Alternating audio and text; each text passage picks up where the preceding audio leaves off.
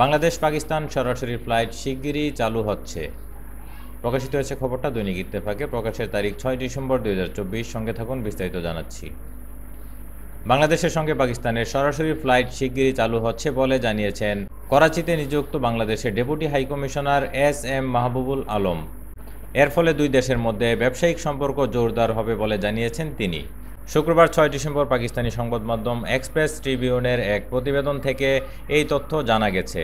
Express Tribune জানায়, Hyderabad chamber পরিদর্শনকালে বাংলাদেশের deputy high commissioner এ কথা বলেন।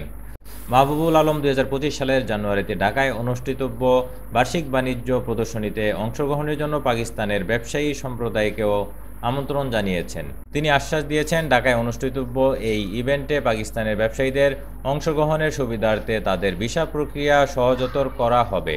বাংলাদেশের অন্তর্বর্তীকালীন সরকারের প্রধান উপদেষ্টা ডক্টর মোহাম্মদ ইউনুস পাকিস্তানের সঙ্গে বাণিজ্য বাড়ানোর সম্ভাবনাকে কাজে লাগানোর উপর জোর দিয়েছেন বলে জানান মাহবুবুল আলম।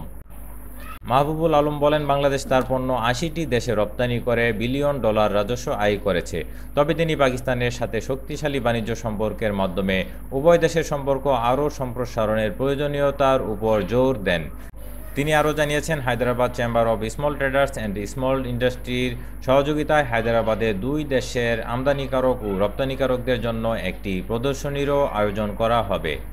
ACSTSI এর সভাপতি মোহাম্মদ সেলিম মেনন বলেন, পাকিস্তান বাংলাদেশ সম্পর্ক অভিন্ন ইতিহাস, সংস্কৃতি ও বাণিজ্যের মধ্যে নিহিত। ইতিহাসে প্রথমবারের মতো গত ১১ নভেম্বর পাকিস্তান থেকে সরাসরি কার্গো জাহাজ বাংলাদেশে পৌঁছানোর বিষয়টিকে তিনি মাইলফলক হিসেবেও উল্লেখ করেন। মেনন এ সময় বাংলাদেশি ব্যবসায়ীদের পাকিস্তানের প্রদর্শনীতে সক্রিয়ভাবে অংশগ্রহণ করার জন্য আহ্বান জানান এবং পাশাপাশি হাইকমিশনকে বাংলাদেশে এক্সপোতে যোগদানের জন্য পাকিস্তানি ব্যবসায়ীদের যথাযথ সুবিধা নিশ্চিতেরও আহ্বান জানান। তিনি বলেন, এই ধরনের উদ্যোগ উভয় দেশের বৃহত্তর বাণিজ্য সহযোগিতার পথ আরও প্রশস্ত করবে। এছাড়া তিনি ঢাকায় শুল্ক ছাড়পত্রে পাকিস্তানি পণ্য রপ্তানিকারকরা যেসব চ্যালেঞ্জের মুখোমুখি হয়ে থাকেন সেগুলো তুলে ধরেন এবং সমস্যার দ্রুত সমাধানের আহ্বান জানান। এই ধরনের প্রক্রিয়াগুলো আরও সুগম করার জন্য একটি লিয়াজু কমিটি গঠনের সুপারিশও করেন মোহাম্মদ সেলিম মেনন। এই ছিল সংবাদ। দৈনিক ইত্তেফাকের পরবর্তী আপডেট পেতে চ্যানেলটি সাবস্ক্রাইব করে সঙ্গে থাকুন। বিদায় নিচ্ছি। আল্লাহ হাফেজ।